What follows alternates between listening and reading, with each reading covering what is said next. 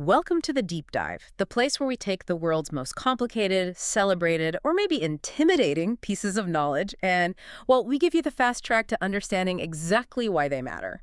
And today, we are taking on a giant. Perhaps the giant of Western literature, Miguel de Cervantes' masterpiece, the ingenious gentleman Don Quixote of La Mancha. You know, for a book that was published in two parts, the first in 1605 and the second in 1615, it carries just a monumental weight. Right. It's not hyperbole to call it the foundational text of the Western literary tradition, and it's certainly, I would argue, the first modern novel. And so many other writers seem to agree. I mean, you see people from Flaubert to Borges suggesting it's simply the best novel of all time. It's a huge claim, but one that's surprisingly hard to argue with. So if you're approaching this epic, you likely know the iconic image, right?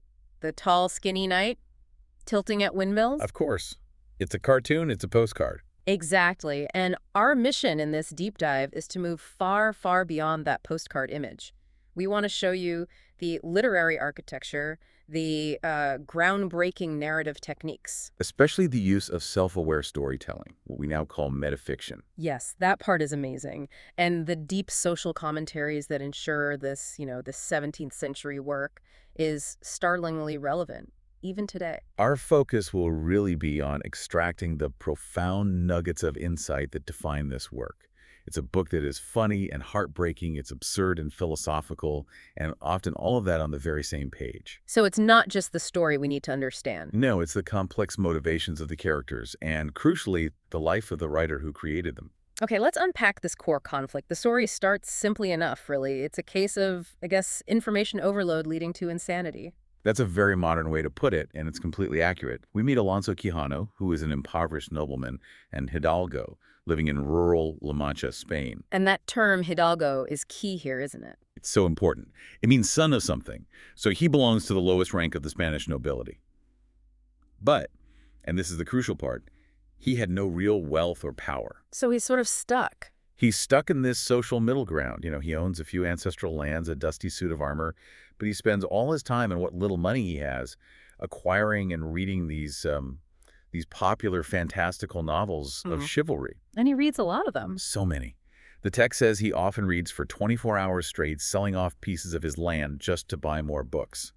And his brain, as Cervantes puts it, dries up. He completely loses his mind, and he decides the only logical solution is to abandon his life, polish up that rusted armor, and become a knight-errant himself. Don Quixote de la Mancha, dedicated to reviving the ancient code of chivalry, correcting injustice, and, well, saving the world. But a knight can't go alone. He needs a squire. And this brings us to the second great invention of the novel, Sancho Panza. He's a simple farm laborer from the village. And Don Quixote recruits him how? With a promise. He tells Sancho that if he comes along as his squire, he'll eventually conquer an island and make Sancho the governor. And Sancho, being a practical man, actually goes for it. He does. He leaves his wife and children because the promise of power and wealth is just too tempting, and he becomes the perfect counterweight to Quixote. He's so earthy, so pragmatic, always hungry, always complaining, and just completely grounded in the reality of peasant life. Which is such a sharp contrast to Quixote's soaring, often, frankly, dangerous rhetoric. And that contrast really defines the universal appeal of the novel, doesn't it? It's this perpetual tension. An unresolved tension between Quixote's idealism, his striving for a world that is fundamentally better and more heroic, and Sancho's relentless realism, the acceptance of the harsh, often absurd reality right in front of him. Where Quixote sees giants. Sancho sees windmills. Where Quixote is rash and dives in, Sancho is cautious and hangs back. What really stands out to me is how their relationship immediately just blurs the strict social boundaries of 17th century Spain. Absolutely. You have a member of the lower nobility and a peasant, a hidalgo and farmhand. And they form this profound, enduring bond that completely transcends the rigid hierarchy of their society. They really become companions, don't they? They teach each other, they argue with each other, they become foils for each other. And this companionship, which is forged on the road and completely fueled by madness, becomes the engine of the entire story. But to really truly appreciate the depths of this novel, you have to understand the extraordinary life of the man who created it. Right. Miguel de Cervantes. Because his own life was marked by, a seemingly endless succession of catastrophes. Let's dedicate some time to him, because his personal tribulations were extreme. He was born in 1547, and he truly lived a life of endless reversals of fortune. He never managed to find financial stability or any kind of lasting ease. So the novel is deeply personal. Oh, deeply. It often reflects the author's own succession of catastrophes and the sheer resilience you'd need to survive them. Cervantes was not some sheltered academic writing in a library. No, he was a man of action who faced immense hardship. He joined the army at 21, and this wasn't just some simple posting. He famously fought in one of the most significant naval battles in history, the Battle of Lepanto in 1571. This was the Holy League against the Ottoman Empire, a huge, brutal conflict. Absolutely brutal. And Cervantes was right in the thick of it. He was seriously wounded and lost the functional use of his left hand for the rest of his life. And he had this almost, well, quixotic way of describing it. He did. He often referred to it as having been wounded for the greater glory of the right, which is such a chivalric spin on a severe personal injury. It earned him the lasting nickname, the Lame Man of Lepanto. And you'd think that kind of military service would lead to an honorable retirement, but for him, it led to something even worse. So much worse. In 1575, he's sailing back to Spain, and his ship is captured by Ottoman pirates. So he's taken captive. He and his brother are taken captive, sold into slavery in Algiers, and he spends 5 long years as a prisoner. 5 years? That's just an incredible length of time. How did he even survive that, let alone maintain his spirit? He maintained an extraordinary, almost quixotic spirit. We have records that show he tried to escape 4 different times. 4 times? 4 times. The third attempt involved orchestrating a huge group escape, but it was betrayed from within. And Cervantes, to protect his co-conspirators, bravely took sole responsibility for the entire plot. That's incredible courage. It is. He was eventually ransomed in 1580, but that whole period, the betrayal, the endless hope, the repeated failure, it must have instilled in him just a profound understanding of human nature under extreme duress. So he finally returns to Spain, wounded, massively in debt from his ransom payment, and he struggles to find work. He ended up becoming a tax collector for a time, which Yeah. famously landed him in jail on multiple occasions because of counting irregularities. Not necessarily corruption, just confusion. Right, but this is the background. This is the man who, at about 58 years old, poor and little known, finally publishes the first part of his great work in 1605. And understanding the genesis of that work is so crucial. His initial intent, which he states right in the prologue, was purely satirical. Purely. He wanted to ridicule the absurd, unrealistic, and structurally dull novels of chivalry that were flooding the market at the time, books like Amadis de Gaula. It was meant to be a corrective, a dose of realism and common sense to cleanse the literary palate of Spain. Exactly. Alonso Quijano, going mad from reading these books, is explicitly a parody. The joke is that the ideals he reads about are just utterly incompatible with the real world of 17th century Spain. But Cervantes almost immediately transcended mere satire. He did. And this is where the book evolves from a comedic jab into a literary giant. The laughter, as so many critics have noted, quickly gives way to profound empathy. Quixote transforms from just an object of ridicule into a tragic, misplaced idealist. Yes, and his very madness somehow reveals more about truth and justice and nobility than the supposedly sane people all around him. And you argue this transition is really the birth of the modern novel itself. I think so. Older works, the romances, they had linear plots and really unchanging characters. They just move through landscape. Don Quixote established the novel as a form where protagonists are psychologically complex, they clash dynamically with their environment, and crucially, they evolve through their experiences. The character development is key. Especially Sancho's. It's unlike anything that came before it. And this leads us directly to one of the most fascinating literary plot twists in history. The book's immense fame attracted a plagiarist, which then forced Cervantes to basically invent metafiction just to defend his own legacy. It's an incredible story. The success of Part 1 in 1605 was staggering. It was a smash hit. But in 1614, while Cervantes was diligently working on his own authorized sequel, a mysterious author popped up. Using the pseudonym Alonso Fernández de Avellaneda. Exactly. And this Avellaneda publishes a spurious sequel. Wait, so not only did this person steal his characters and his world, but they used the prologue to insult Cervantes personally. How exactly did Avellaneda frame this attack? Oh, the critique was harsh and just completely uncalled for. He claimed Cervantes was old, he was bitter, and he lacked the energy to finish his own story. He specifically insulted Cervantes' wounded hand and his prison history. So he's hitting him where it hurts. Absolutely. He was essentially suggesting Cervantes was a bitter, failed author whose initial success was a fluke and who was unfit to continue the legacy of his own greatest creation. I can't imagine the outrage, but also just the shock of having your own characters out there, wandering around in a story you didn't write, acting in ways you never intended. It's the ultimate violation for a creator. It was a massive blow. But Cervantes, in a stroke of genius, turned it into the ultimate literary advantage. So when he releases his authentic Part 2 in 1615, He elevates the novel to this extraordinary level of self-awareness. The characters, Don Quixote and Sancho, now know they are characters in a book that has been published and read by the public. this is the very definition of metafiction. Huh. The text deliberately breaks the fourth wall, commenting on its own status as literature. Precisely. And Cervantes used this technique not just as a clever literary trick, but as a weapon to secure his own authenticity. So how does he do it? In one stunning sequence, Don Quixote and Sancho ride into Barcelona, and Quixote deliberately decides to visit a printing house. He actually walks into a printer shop. Yes.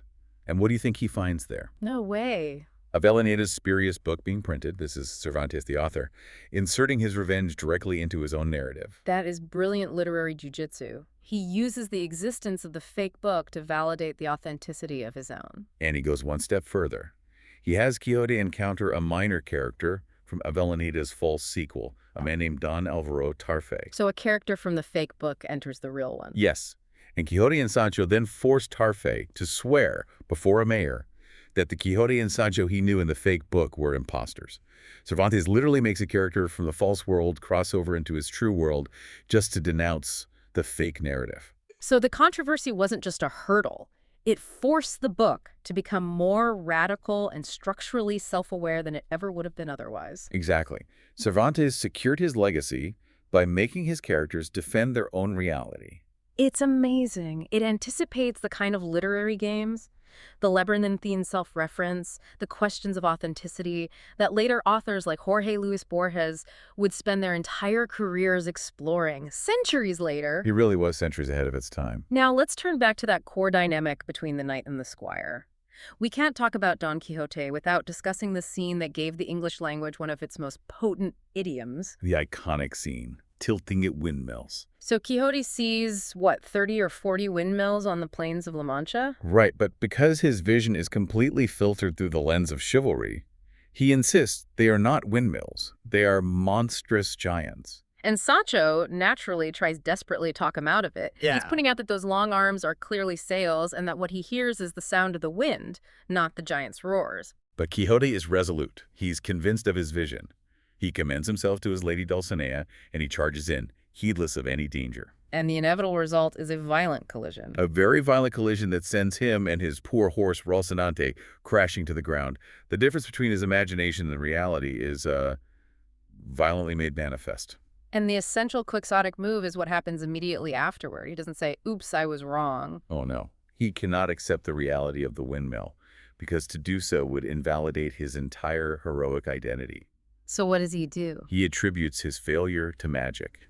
He insists that a wicked magician, an enchanter named Friston, has spitefully transformed the giants into windmills just as he was about to defeat them. That's the crux of the quixotic philosophy, isn't it? Choosing self-delusion and this persistent idealism in the face of mundane, painful reality. He is literally beaten up and ground up by the world, yet he remains completely undeterred by inventing a justification. And this is why tilting at windmills has become synonymous with attacking imaginary enemies or pursuing an impossibly idealistic, doomed project. It epitomizes that noble, yet utterly ridiculous inability to give up on a glorious vision, even when that vision is actively breaking your bones. But the relationship between him and Sancho is far more complicated than a simple crazy man, straight man dynamic.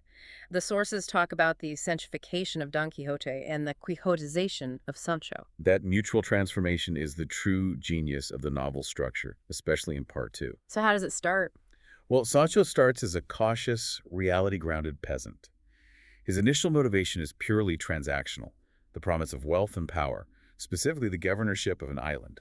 But as the journey progresses, their roles begin to sort of merge. Quixote starts adopting Sancho's proverbs and his earthy language. That's the Sanchification. And even more dramatically, Sancho begins to absorb Quixote's language and his idealism. He becomes Quixotized. So he's still pragmatic, but he gradually internalizes his master's sense of honor and adventure. Exactly. Their bond deepens into genuine affection and mutual dependence, and it blurs the strict master-servant roles completely. It's true. Quixote needs Sancho to keep him somewhat tethered to reality, to haul him back from the most outlandish errors. But Sancho increasingly needs Quixote to elevate his own existence, to give meaning and narrative structure to his otherwise mundane life as a peasant. And this burgeoning intelligence in Sancho is so beautifully illustrated in a scene where he delivers this surprisingly eloquent discourse on sleep. It's an incredible moment. It's an insight that goes far beyond the capabilities of the simple peasant we met in part one. What exactly did he say? Because the sheer philosophy coming from this pragmatic, hungry man is just astonishing. He calls sleep, and this is a quote, "the mantle that covers all human thought, the food that satisfies hunger, the water that drives away thirst, the fire that warms the cold that tempers the heat." Wow. He goes on, "and finally, the general coin with which all things are bought, the scale and balance that make the shepherd equal to the king, and the simple man equal to the wise." That's a profound statement on egalitarianism, the great equalizer. It is. And he notes that sleep's only defect is that it resembles death, which is an unavoidable, sober truth. This unexpected eloquence astounds even Don Quixote. I bet. He marvels at how his squire is suddenly speaking like a philosopher. It proves that Sancho is learning far more than just how to saddle a horse. And this philosophical ascent leads directly to the ultimate test of Sancho's character, his temporary governorship of the fictitious island of Barataria. Which is all orchestrated as a cruel joke by a duke and duchess they meet. Right, the introduction of the Duke and Duchess in part 2 is crucial because it marks a significant tonal shift. It really does. They have read part one. The book is famous by now. Yeah. And for their own amusement, they decide to play along with Don Quixote's madness. They set up these elaborate, cruel pranks, basically inserting themselves into the popular narrative. The cruelty of the elite is fully exposed here. They're treating these two men who are essentially harmless as objects of sport. Their contempt for the lower classes and their desire to manipulate a situation for their own entertainment is just palpable. They fake this entire island of Barataria just to give Sancho his promised governorship. But here's the surprise. Sancho turns out to be an incredibly wise and practical ruler. He's amazing. He may be a peasant, but he demonstrates this natural common-sense justice that completely confounds the Duke's court. He's not interested in lofty political theory. He deals with concrete matters with shrewd efficiency. His practicality shines through. It does. And he resists the temptations of power. He even demands to eat simple, satisfying peasant food, like an olla podrida stew, rather than the exotic dishes the Duke's physician keeps pushing on him. He prioritizes faithfulness to his inner self and to his master. But the Duke and Duchess ensure that his brief taste of power comes at a physical and emotional cost. Oh, yes. Particularly through the scheme to disenchant Dulcinea. That's the most manipulative of their jokes, I think. To lift the supposed spell on Quixote's lady love, Dulcinea, Sancho has to give himself 3,300 lashes. And he agrees to it, but then in a very Sancho move, he later fakes the process by secretly whipping trees instead of himself. It shows his regained sense of pragmatic self-preservation. It just underscores the manipulative, almost sociopathic nature of the elite's amusement. It really does. But amidst all this manipulation, Cervantes gives us this rare, incredibly tender moment between the duo. When Sancho departs for his governorship. Exactly. Don Quixote feels this intense loneliness, a sadness that transcends the chivalric duty. He even considers revoking the mandate if he could, just to keep Sancho close. And that's Quixote expressing genuine human need over heroic pretense. It's a beautiful observation about their symbiotic relationship. The Spanish philosopher Unamuno suggested that for Quixote, Sancho was the whole of humanity for him. He needs Sancho to be his witness and his anchor. I think the knight's need for the squire is arguably greater than the reverse. It shows his underlying humanity, his need for companionship and a confidant, transcends even the demanding structure of his chivalric code. We have to talk about the deepest dive into Quixote's psyche, where his illusions are truly put to the test. The descent into the cave of Montesinos. Yes. This is less an adventure and more a journey into the subconscious. It absolutely functions as a psychological threshold, doesn't it? It does. The descent into a cave is well, it's a literary commonplace, a classic narrative pattern or topos that you find throughout mythology and ancient initiation rites. It's always functioned as a liminal space. A threshold between the known world and the mysterious or internal world. Exactly. And so Cervantes is using this ancient structural element, but updating it for the new modern novel. For Don Quixote, this cave is a transitional space where he seeks higher mystical knowledge. He goes down hoping to find enchanted heroes and marvelous sights. Right. But what he finds is essentially a dream within a dream. It operates much like a psychoanalytic couch or a truth serum that surfaces his deepest dreads and his most repressed fears. And the sources know that the contents of this dream are drawn directly from his immediate personal concerns, which then get incorporated into his fantasy. Yes, but these sites are far from heroic. Cervantes uses this descent to grotesquely undermine the very fabric of the chivalric fantasy that Quixote holds so dear. Give us an example of how the ideal is just destroyed by the mundane. Okay, take the tragic hero Durandarte. In the original chivalric tale, he requested his heart be removed upon death and sent to his beloved Belerma as the ultimate symbol of undying love. A classic romantic, heroic gesture. Absolutely. And Quixote sees him, statue-like, on his tomb. This should be a moment of heroic, heartbreaking devotion. But the reality intrudes. Massively. Yeah. Montesinos, the warden in the cage, explains to Quixote that to keep the heart from, rotting and smelling, they had to salt the heart. Oh, no. This simple practical detail turns the romantic, symbolic, heroic heart into a repulsive, mundane, jerk beef heart. Natural law, the inevitability of decay, utterly destroys the symbolism of love and masculinity. The ultimate defeat of the ideal by the organic reality of the world. And the humiliation continues with his beloved lady. Quixote sees the enchanted Dulcinea, but she is, of course, the same ugly peasant wench that Sancho had tricked him into seeing earlier. And she's not ethereal. She's degraded. She smells strongly of raw garlic, a peasant staple. It completely destroys the ethereal perfect princess that Quixote had built up in his mind. The physical, unavoidable reality of her existence, her odor, her lack of grace, it just shatters the illusion. And then comes the final personal blow to his dignity. When her maid asks him for money, in a moment that's funny yet profoundly sad, the maid asks Quixote for a loan, and she offers an intimate inner garment of Dulcinea's as collateral. How much is the loan? The loan requested is 6 reales, but Don Quixote is short 2 reales. He cannot provide the full sum. A knight-errant, protector of women, unable to produce a paltry amount of cash. It's devastating. And academics have scrutinized this small, specific failure, arguing that this inability to provide the full sum, combined with the inner garment as collateral, is a clear textual sign of his deep and repressed fear of sexual inadequacy. So his heroic fantasy is a kind of compensation. Possibly. A way for an old, impoverished man to create a young, vigorous identity to make up for this perceived failure. The cave, therefore, acts less like an adventure and more like a moment of forced self-confrontation that literally cracks the foundations of his delusion. And the lasting narrative effect of this internal journey is that it introduces the ultimate uncertainty of truth, or what the Spanish call desengaño.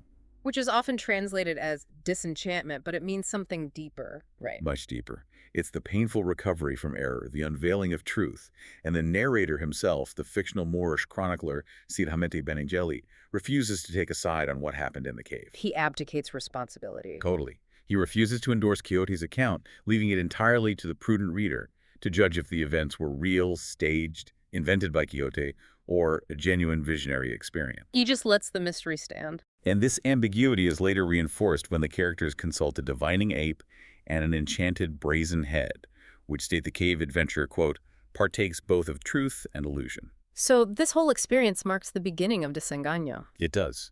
It causes a qualitative change in Quixote's perception and a definite, though slow, shift towards sanity.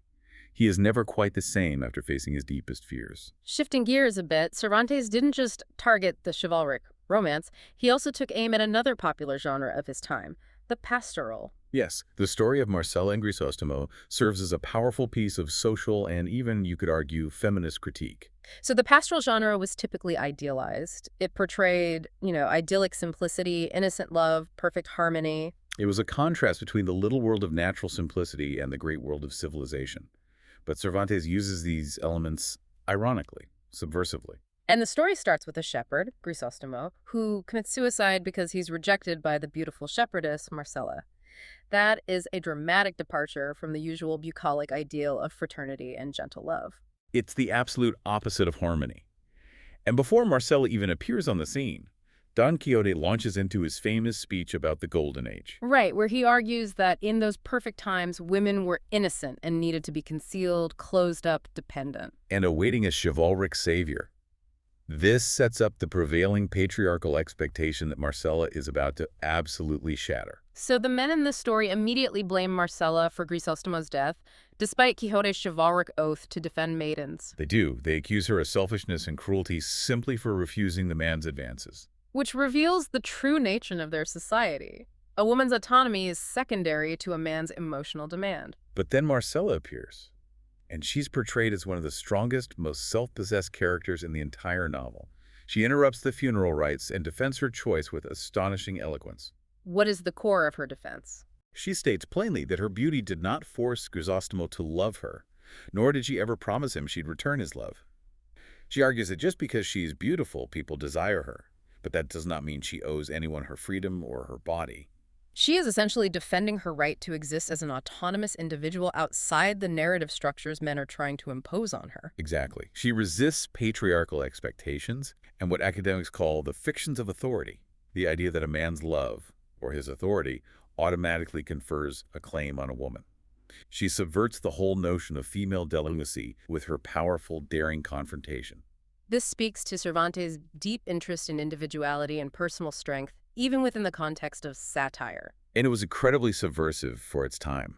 The fact that Grisostomo commits suicide was highly debated by scholars because suicide was a deeply controversial anti-Catholic idea in the post-Tridentine world. So by using this subversive irony and having Marcella fiercely defend herself, Cervantes critiques the genre while simultaneously exploring a kind of radical female economy. So, after the psychological shock of Montesinos's cave and the social lessons of Marcella, the knight begins his final, inevitable descent toward reality. The journey must end, and the end is marked by his final decisive defeat. This doesn't happen by accident either. It's orchestrated by his well-meaning friends. Don Quixote is defeated in combat by the Knight of the White Moon. And we know this knight is actually the student, Sancho Carrasco, who has been trying various elaborate schemes to force Quixote to come home. And this time, it works. It does. The terms of the defeat are absolute. Quixote must return home and give up arms for 1 full year. The chivalric fantasy is officially over. And the trip home is profoundly different from all their previous adventures. It's miserable. The stress of enforced reality just weighs so heavily on Quixote, he desperately tries to shore up his waning authority. But Sancho, having tasted real governance and now much more practical and financially astute, begins to disengage from the crazy world of chivalry. They exist in this strange social limbo, forced to contemplate the end of their great roadshow. And the final transformation is complete when he ceases to be Don Quixote the Knight and finally becomes Alonso Quijano the Good. The shift is signaled by a profound physical illness. The knight falls deeply ill and sleeps for an astonishing 6 hours. When he awakens, he is completely, definitively sane. He immediately declares, quote, "I'm no longer Don Quixote de la Mancha, but rather Alonso Quijano, who, because of my good qualities, I have earned the epithet the Good." He abhors his life as Don Quixote, recognizing his madness was, quote, truly to my detriment. He denounces the profane histories of knight-errantry. And this recovery is so sudden and absolute that his friends, including Sancho Carrasco, are terrified. They are. They think he has gone mad again. They think that such a convenient recovery must be some new kind of trick. They desperately try to encourage him to return to his madness, to promise them new adventures. They want the fun back. They miss the glorious absurdity of Don Quixote. But the priest confirms it's real. Yes, the priest confirms that Quijano is truly dying and truly sane. His final hours are spent rationally, preparing for his death and providing one last opportunity for Cervantes to secure his literary intentions through a final satirical document. His will. The deathbed will is one of the most remarkable parts of the ending. It is pure Cervantes. In Article 3, Quijano stipulates that his niece, Antonia Quijana, will lose her entire inheritance if she marries anyone who knows what books of chivalry are. A final, absolute curse on the destructive influence of those texts that caused his ruin. Exactly. And he also addresses the plagiarist, Avellaneda, who started the whole Part 2 metafiction. What does he say? In Article 4, he asks his executors to beg pardon from the author of the spurious history, Eblaneda, for having inadvertently caused him to write, quote, such great foolishness. Wow.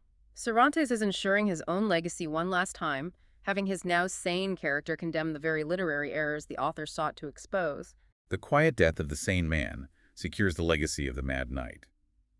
Quijano dies calmly and in such a Christian way, having cursed the very books that defined his life. And the chronicler, Cide Hamet Benengeli, takes the final word. He does, asserting that his sole purpose in writing the history was to make men loathe the fictitious and foolish histories of the books of chivalry, ensuring Don Quixote cannot make a third expedition against the laws of death. It's so definitive, yet that sense of the deep and fatal mystery of man remains, as Dostoevsky suggested. But Dostoevsky claimed that if the Lord called the Last Judgment, man should take this book with him and point to it, for it reveals all of man's deep and fatal mystery, his glory and his sorrow. The life and, crucially, the death of Alonso Quijano encapsulates the full spectrum of the human condition. So what does this 400-year-old novel mean for us today? Let's talk about the profound influence that this book had, which goes far beyond just inspiring other novels. Its influence is everywhere. I mean, the book's episodic, meandering, picaresque structure. The journey plot, with a duo facing a series of self-contained adventures, is a template that directly influenced the structure of modern artistic mediums. Like television, graphic novels, even comic books. Absolutely. And the character dynamic itself, the idealist and the realist, the master and the servant, it set the template for literary giants across Europe and America. You can trace that template through Fielding's Joseph Andrews, Sterne's Tristram Shandy. And certainly the realism of Flaubert and Dickens. William Faulkner, one of America's greatest writers, reportedly reread Don Quixote every single year, just as some people read the Bible. He was drawing continuous inspiration from that central, impossible struggle. It really redefined what idealism meant. Quixote's story embodies man's best intentions alongside impossible folly. And his conviction represents that necessary, absurd aspect of faith, a belief so strong it appears ridiculous, but one that absolutely refuses to succumb to despair. The philosopher Jose Ortega y Gasset had a really interesting take on this. He did. He viewed the book less as a story and more as an existential reflection on the individual vis-a-vis the cosmos. He suggested that Quixote's life and circumstance are the immediate lived experiences from which their inner spirit, their logos, has not yet been fully extracted. So Quixote's mad journey is his attempt, however flawed, to extract that spirit through heroic action. It's his lifelong attempt to make sense of his place in the universe through an impossible code. And that idea of the individual struggle for meaning set against a confusing or indifferent universe is the central dilemma of modernity. Before we wrap up, we have to look at one fascinating piece of critical debate that emerged decades later, which speaks directly to the enduring, almost magnetic power of this character. You're talking about the influential American critic Harold Bloom. Yes, who famously sought to place Don Quixote alongside Hamlet as one of the two most unlimited characters in Western literature, suggesting both demonstrated extraordinary moral valor. That's placing Quixote on the highest pedestal possible. It is, but this claim was met with immediate, fascinating skepticism. A scholar later criticized Bloom's highly opinionated, high-toned name-dropping in his own introduction. Right, where he references dozens of literary figures from Auden to Joyce. And suggested that Bloom himself was acting in a quixotic fashion. Wait, so the critic was suggesting the critic was the madman? Precisely. The observation was that Bloom was justifying his literary actions by constantly invoking great names, just as Quixote justifies his crazy actions by invoking ancient chivalric tales. So the critic wondered if the analogy between Don Quixote and the intellectual Harold Bloom might be stronger than the one between Quixote and the tragic Prince Hamlet. It's a wonderful contemporary take on the core quixotic theme. Where does idealism and profound self-belief tip over into self-delusion, even in the rarefied world of literary criticism? It raises an important question, one that Cervantes himself planted, that we can leave for you to mull over. Remember that moment when Alonso Quijano recovers his sanity, abhors his life of chivalry, and then promptly dies of melancholy? And Sancho Panza suggests that the greatest madness a man can commit in this life is to let himself die simply from melancholy after recovering his senses. So if the knight dies because the ideal that defined him ceases to exist, what does that say about the journey itself? It leaves us with the ultimate philosophical dilemma this novel poses. Do we live our truest, most valuable life, When we are fighting for an ideal, however ridiculous or mad it appears to the world, or only when we face the stark, often sad reality, however sane that reality may prove to be. It's the choice between the glorious world-changing absurdity of the dream and the quiet, rational sorrow of the real world. A decision that this 400-year-old novel is still forcing us to confront. Thank you for joining us for this deep dive into Don Quixote.